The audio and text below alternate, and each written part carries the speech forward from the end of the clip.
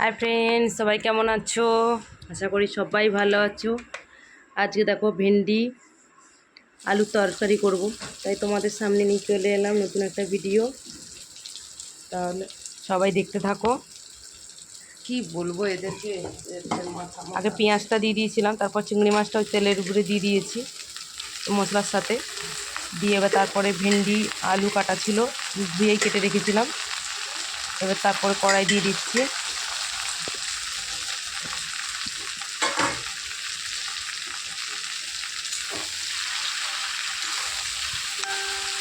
এবার একটু নেড়ে চেড়ে নেবো।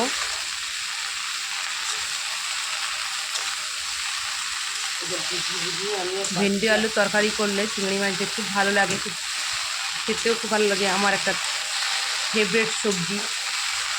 আর একটু ভালো করে না কষলেও ভেন্ডিটা ভালো লাগে না, একটু হড় টাইপের হয়। একটু ভালো করে কষে নেবো আমি। এবার এতে নুন দিয়ে দিলাম।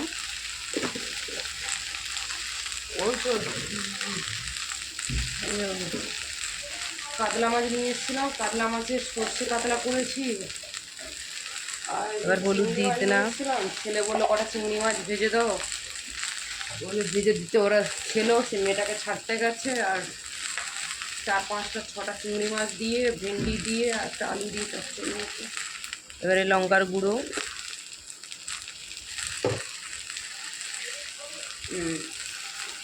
এবার সব মশলা দিয়ে একটু না মানে কষতে থাকবো।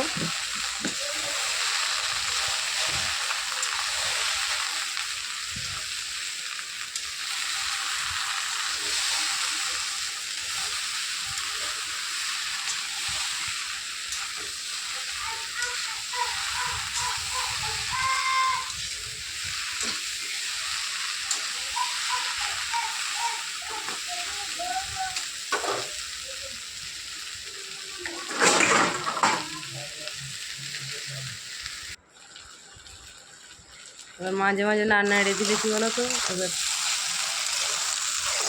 ঘুরে যাবে কড়াতে নাড়ছি। কতটা ভেন্ডি ছিল আর কতটুকু হয়ে গেছে। ভেন্ডি যত কষবে, যত না তত ভালো লাগে ভেন্ডি খেতে। আর ভেন্ডির গায়ে যে লেলানো ভাবটা থাকে ওটা কেটে যায়। ওটা কেটে গেলে খেতেও ভালো লাগে, সুস্বাদ লাগে খেতে, খুব সুন্দর হয় তরকারিটা।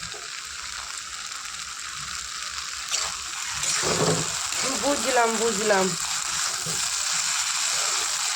আর আমাদের এখানে চিংড়ি মাছ কী খাবে, চিংড়ি মাছের যা দাম, মানে চিংড়ি মাছ খেতেই ইচ্ছে হয় না।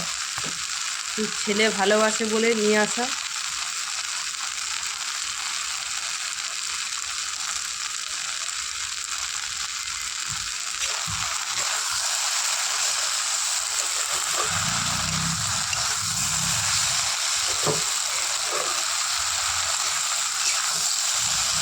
তরকারিটা আমার হয়ে এসছে। ভেন্ডি আলু চিংড়ি। সবাই কেমন আছো?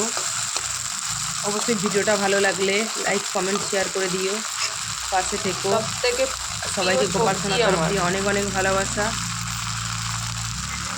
ওই জন্য ভগবান বলে দিয়েছে যে তোর এইসব পেটে সহ্য হবে না, তুই খাস না। সবাইকে টাটা, সবাই ভালো থেকো, সুস্থ থেকো, নিজের খেয়াল রেখো।